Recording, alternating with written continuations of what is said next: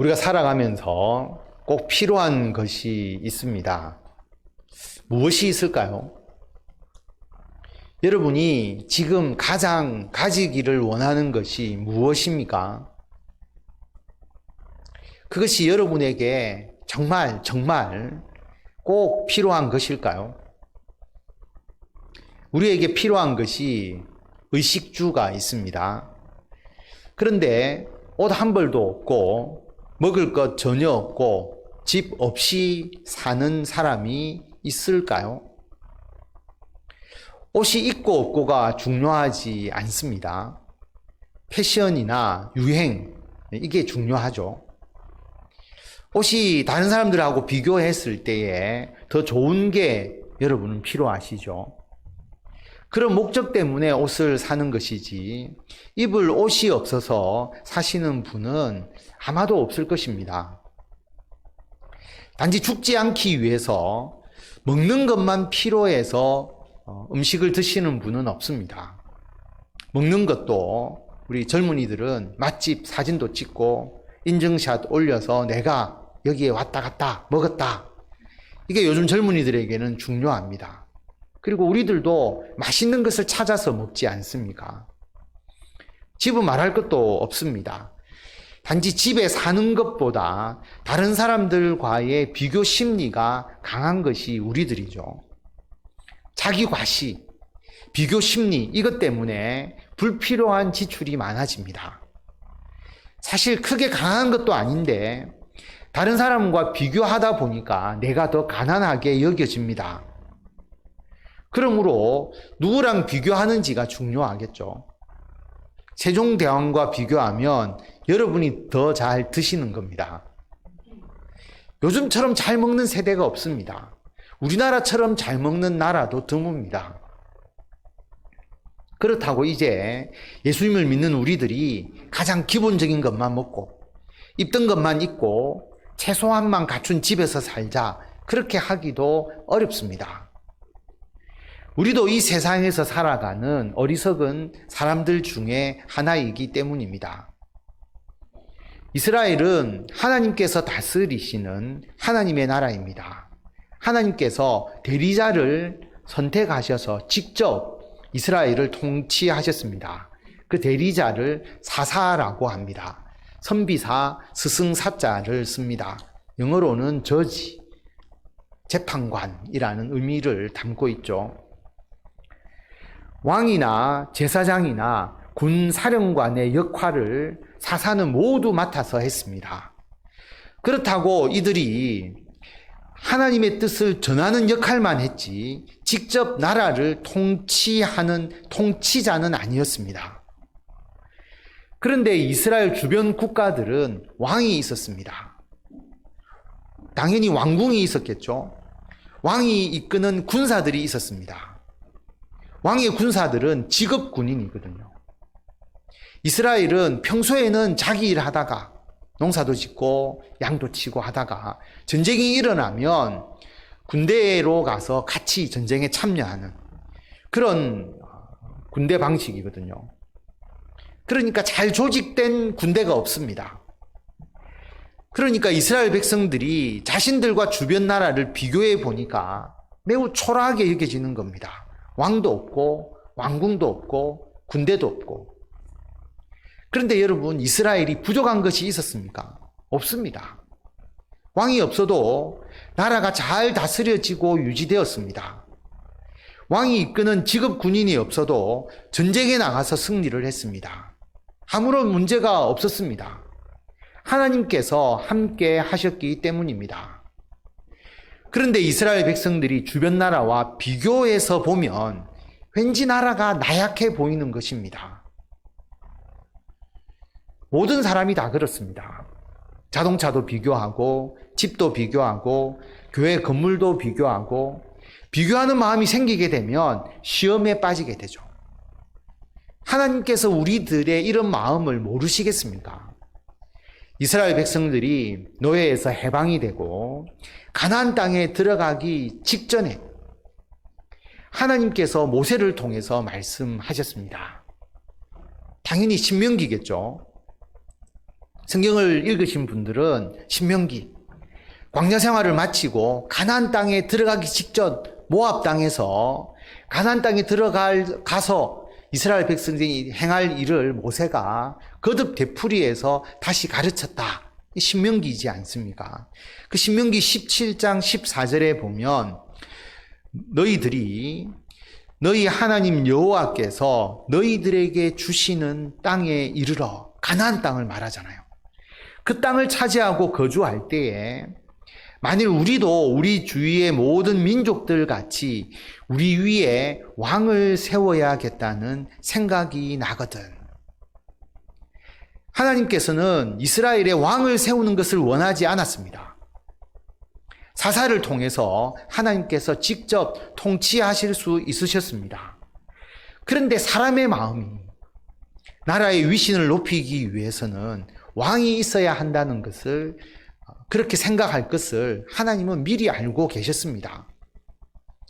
실제로 사무엘이 사사로 있을 때에 이스라엘 백성들은 왕을 세워달라고 요청을 합니다.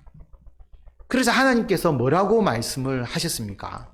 사무엘하 8장 7절 말씀을 보면 여호와께서 사무엘에게 말씀을 하시죠.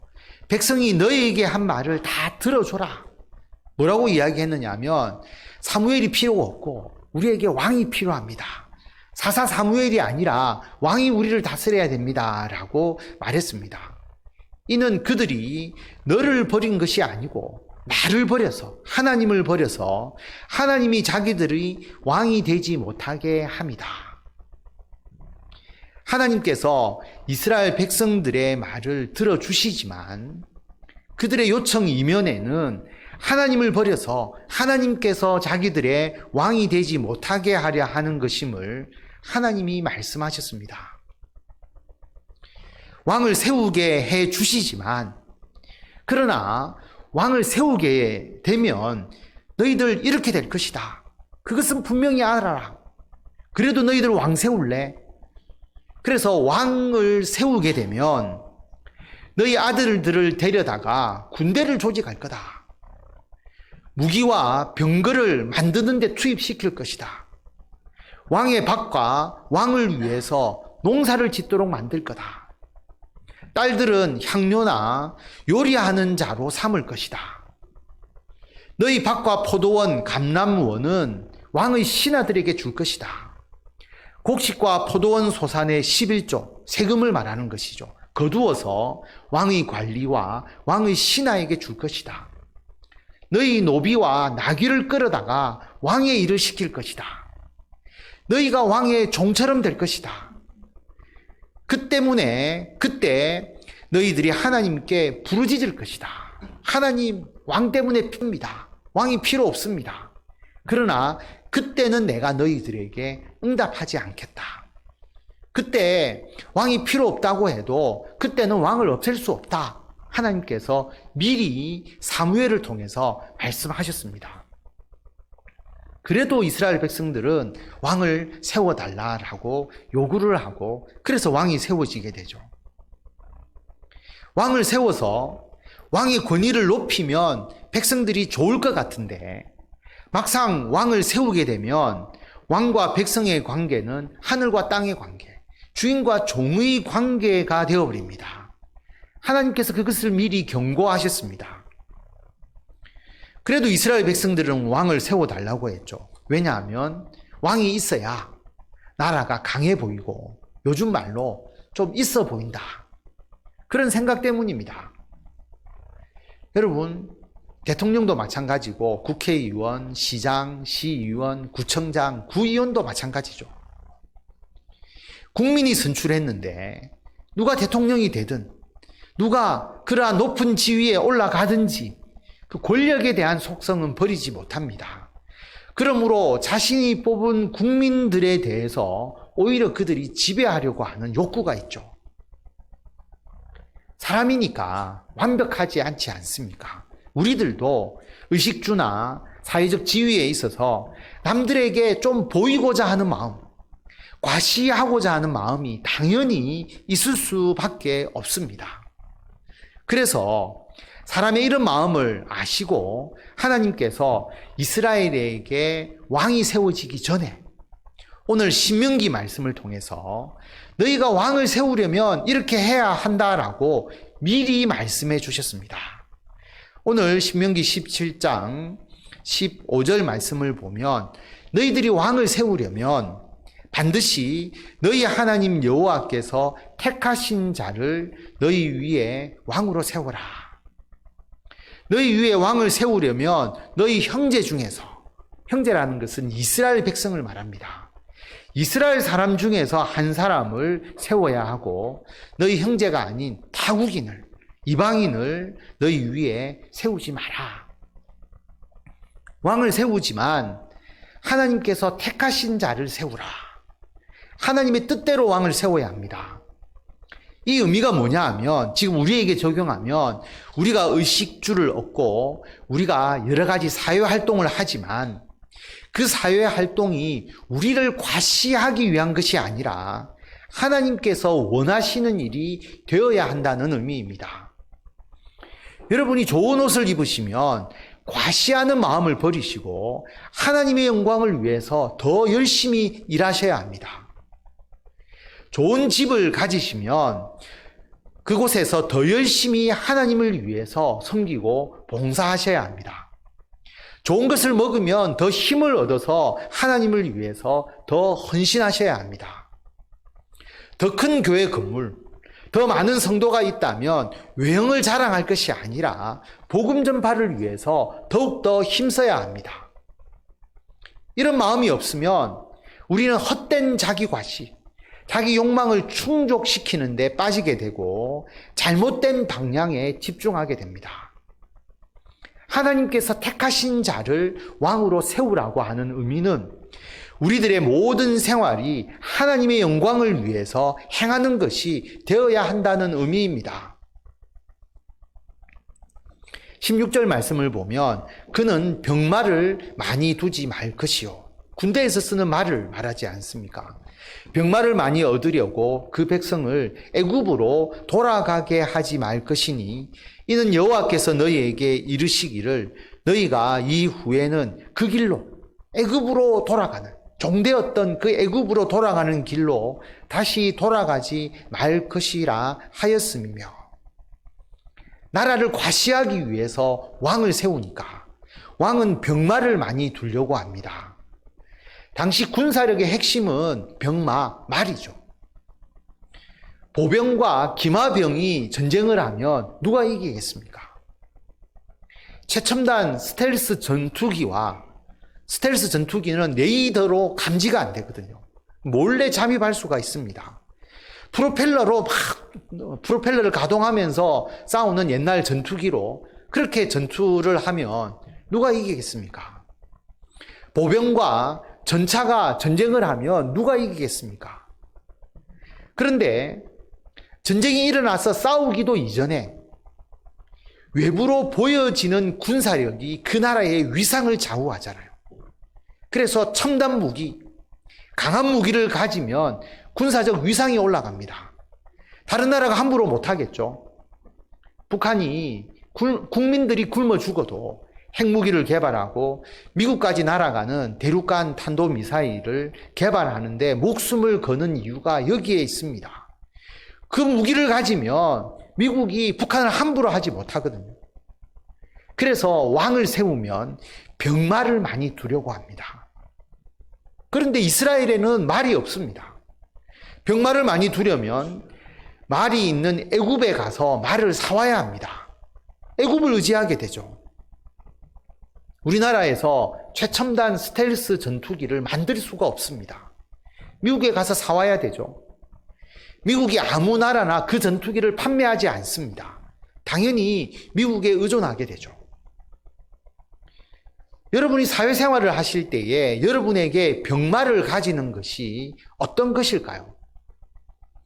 여러분이 다른 사람에 비해서 내가 힘이 있다라는 것을 보이고 싶을 때 여러분 어떻게 합니까?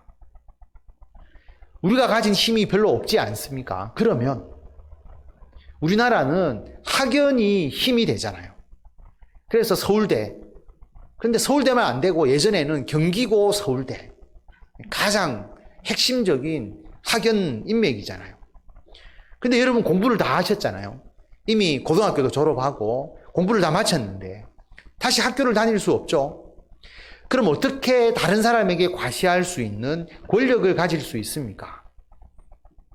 그래서 사람들이 권력을 가진 사람들과 연주를 대려고 합니다. 나는 힘이 없지만 내 뒷배경이 되는 사람이 권력을 잡고 있다. 병마를 구하기 위해서 애굽으로 가는 것과 같습니다. 그런데 이렇게 세상의 병마를 얻으려고 하면 세상의 권력을 추종하게 되고요. 그 권력의 흐름에 맹목적으로 따르게 됩니다. 17절 말씀.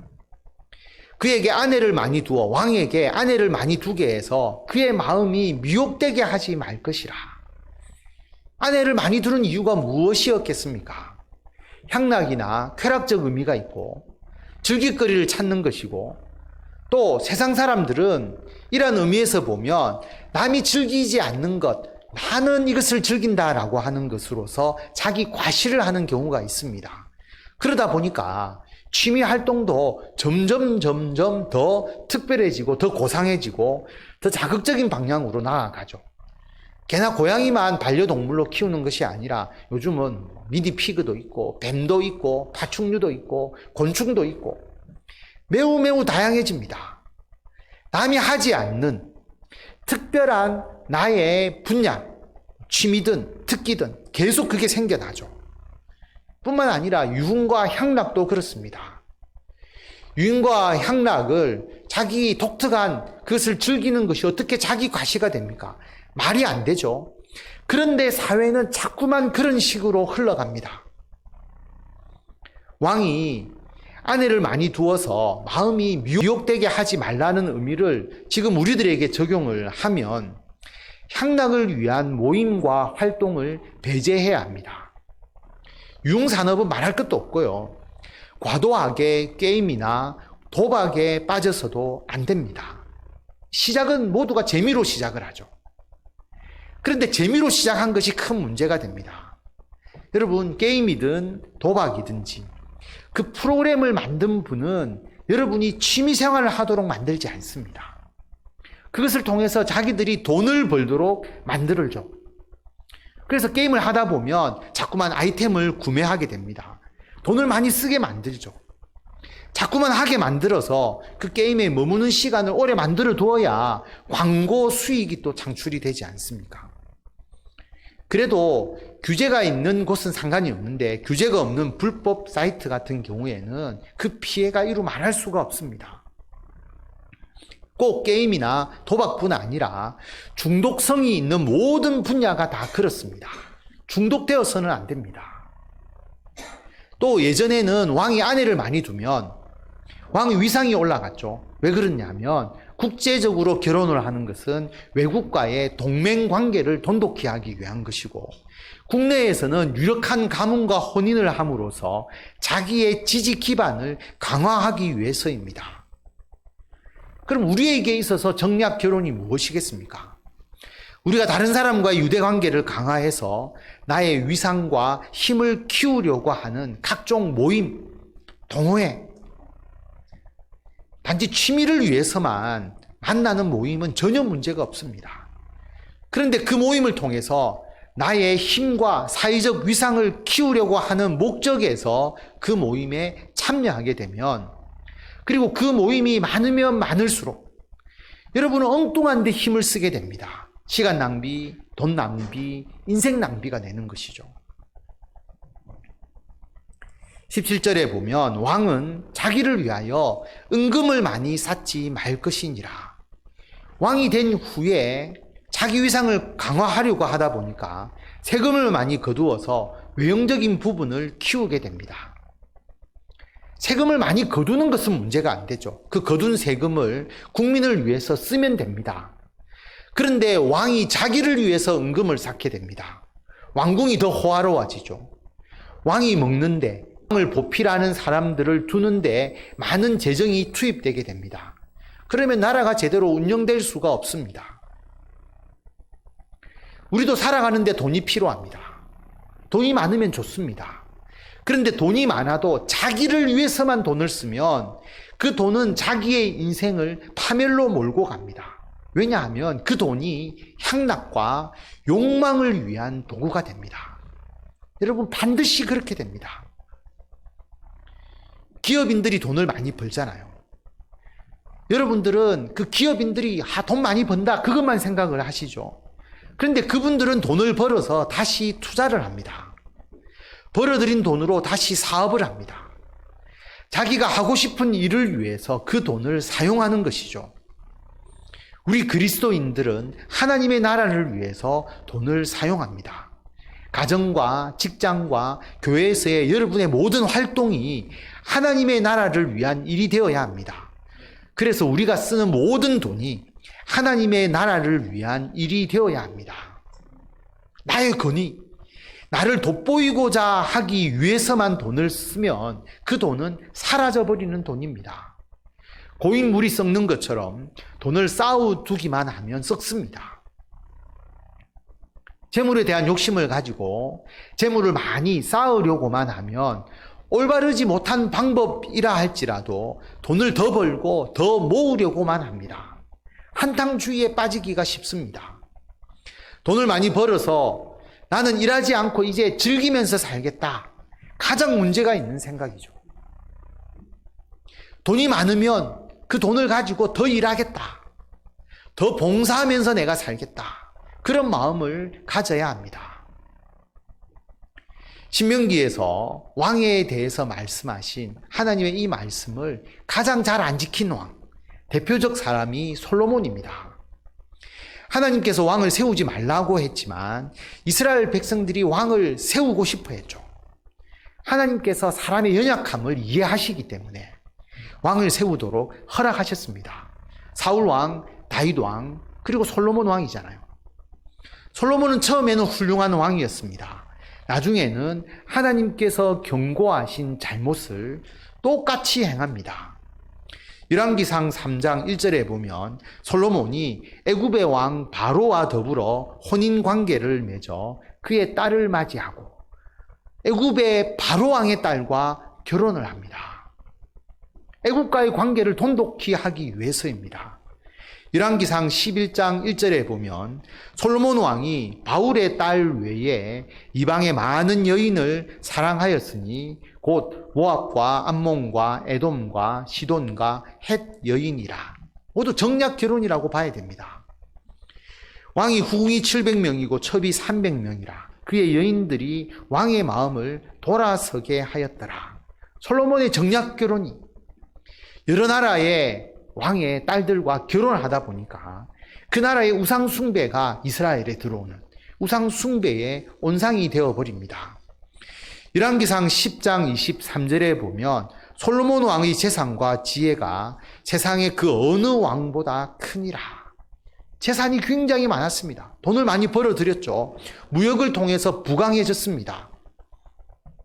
솔로몬이 병거와 마병을 모음에 병거가 1400대요. 마병이 12,000명이라 병거성에도 두고 예루살렘 왕에게도 두었으며 말을 애굽에서 들여왔습니다. 말은 유지관리비가 엄청 많이 들어갑니다. 실제로 마병이 이스라엘 지형상 전쟁에서 얼마나 활용될지는 미지수입니다. 왜냐하면 이스라엘의 산악지대에서는 말이 필요가 없거든요. 그러므로 사실 이스라엘은 왕을 세우려고 해서는 안 되었습니다. 자기 과실을 위해서 왕을 세운 것이죠. 그러나 하나님께서 왕은 세우게 해주셨습니다. 우리가 사람이기 때문에 우리가 우리 자신을 드러내고 과시하고자 하는 욕구가 전혀 없을 수는 없지 않겠습니까? 하나님은 우리들에게 완벽을 요구하지 않습니다. 완벽하게 살아가도록 우리를 요구하지는 않으시거든요. 그래서 우리들의 어리석음을 어떤 때는 인정해 주십니다. 그래서 우리도 자기를 높이고 과시하고 드러내고자 하는 마음이 분명히 있습니다. 그러나 삶에 이것이 중심이 되어서는 안 됩니다. 말과 마병을 두는 것처럼 학벌이나 인맥의 마음을 두어서도 안 되고요. 많은 아내를 두는 것처럼 사회적 권력을 잡기 위해서 인맥 관리를 위한 각종 모임에 몰두해서도 안 되고요. 자신을 위해서 재물을 쌓아 놓는 것처럼 자신의 탐욕과 욕망을 충족하기 위해서 돈을 벌고 모으려고만 해서는 안 됩니다. 그럼 어떻게 해야 할까요? 18절 말씀, 그가 왕위에 오르거든 이 율법서의 등사본을 레위 사람 제사장 앞에서 평생에 자기 옆에 두고 읽어 그의 하나님 여호와 경외하기를 배우며 이 율법의 모든 말과 이 규례를 지켜 행할 것이라. 왕위에 오르거든. 여러분을 세상 가운데 높이 드러내기를 원하신다면 하나님의 말씀을 읽고 배워야 합니다. 성경 말씀을 통해서 하나님을 경외하는 것을 배워야 합니다. 그리고 하나님의 말씀과 규례를 지켜야 합니다. 새벽기도 요한복음을 묵상하고 있습니다. 제가 순서대로 하는 것은 아니지만 제가 이 교회에 부임한 지 새벽기도를 통해서 성경 묵상을 3독째 지금 하고 있습니다. 3독도 많이 진행되었습니다. 매일 말씀 묵상을 나눠 드리잖아요. 여러분 여기에 참여하시면은 그 성경을 읽고 나름대로 성경 묵상을 하게 됩니다. 여러분들이 그 성경 묵상에 참여하셔야 합니다. 성경 통독반을 금년도에 운영을 해서 골로새서를 완독했습니다. 금년에 성경 1독을 완료하거든요.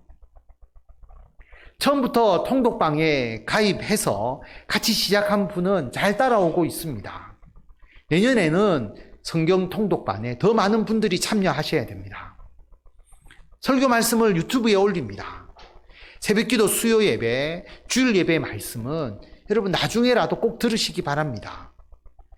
율법의 말씀을 평생에 자기 옆에 두고 읽으라는 하나님의 말씀을 기억하십시오. 하나님의 말씀을 옆에 두어야 합니다. 두어야 읽어지는 것이거든요. 근데 요즘은 너무나 감사한 것이 스마트폰만 있으면 언제든지 하나님의 말씀을 읽고 들을 수가 있습니다. 스마트폰의 어플을 통해서 언제든지 성경 말씀을 읽을 수가 있고요. 읽기 어려울 때는 드라마 바이블이라든지 우리가 읽는 성경 어플이 성경을 낭독을 해주거든요. 듣기만 해도 됩니다.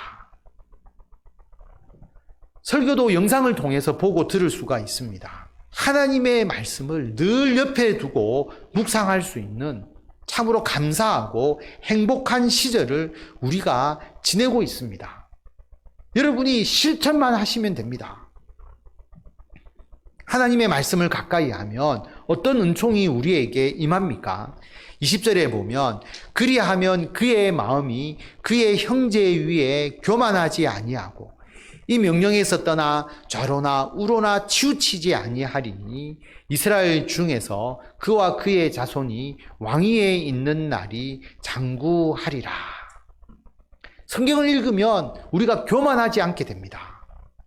여러분 우리가 잘 하다가 패망에 이르는 것이 교만 때문입니다. 교만하지 않아야 하는데 이것은 하나님의 말씀 앞에 우리가 무릎 꿇을 때만 가능합니다. 하나님의 말씀을 묵상하면 겸손하게 하나님께 순종하는 삶을 살게 되고 우리가 하는 일이 형통하게 됩니다. 성공적인 인생을 살려면 좌충우돌, 방황하고 헤매지 않아야 합니다. 하나님은 우리의 인생의 길에서 좌로나 우로나 치우치지 않게 하시죠. 표대를 향하여 우리가 올바로 나아가게 해주십니다. 따라서 하나님의 말씀을 따라 살아가면 잘못된 길에서 방황하지 않습니다. 우리가 하나님의 나라에서 영원한 생명을 얻는 것뿐만 아니라 우리들의 가정생활, 그리고 우리들의 인간관계, 우리들의 직업, 모든 문제에 대한 해답이 성경에 있습니다. 여러분 성경에서 그 해답을 찾을 수가 있습니다. 여러분이 지금 고민하는 것 다른 데서 찾지 마시고 성경을 읽고 묵상하시면 하나님께서 주시는 가장 좋은 대답을 얻을 수 있습니다. 하나님의 말씀은 변화되지 않고 수천 년 동안 이어져 왔습니다. 그러면 이 성경 말씀 수천 년 전 말씀인데 구시대의 유물 아니냐. 아직도 그걸 읽어야 되냐. 그런데 여러분, 놀라운 것은 하나님께서 늘 새롭게 지금 현재의 상황에 맞게 성경 말씀을 통해서 우리에게 말씀하십니다. 그러므로 성경 말씀은 부모로부터 자녀에게로 가르쳐지고 전달되고 부모와 자녀 모두가 대대손손 형통하고 잘되게 해주십니다. 우리가 사람이기 때문에 세상에서 자신을 높이고 과시하고 자신을 드러내고자 하는 마음이 누구에게나 있습니다. 올바로 제대로 높아지고 영광을 받고 싶으시면 하나님의 말씀을 가까이 하십시오. 그러면 세상의 헛된 방법이 아니라 참되고 귀하게 여러분의 삶이 세상 속에서 영광스럽게 빛나게 됩니다. 하나님의 말씀이 여러분의 인생의 복과 은총의 열매를 맺기 위한 귀한 씨앗이 됩니다. 처음에는 성경 말씀 잘 이해되지 않고 잘 몰라도 하나님의 말씀을 부지런히 읽고 듣고 배우십시오. 그러면 그 씨앗이 점점 자라나서 나중에는 풍성한 열매를 맺게 됩니다. 하나님의 은총을 받겠다는 여러분의 선한 의지와 열정으로 하나님의 말씀을 평생토록 항상 가까이 하고 읽고 묵상하고 듣고 배우는데 열심을 내셔서 이 세상의 삶 가운데서 여러분과 예수 그리스도의 영광을 높이 높이 나타내시는 성도 여러분이 되시기를 바랍니다.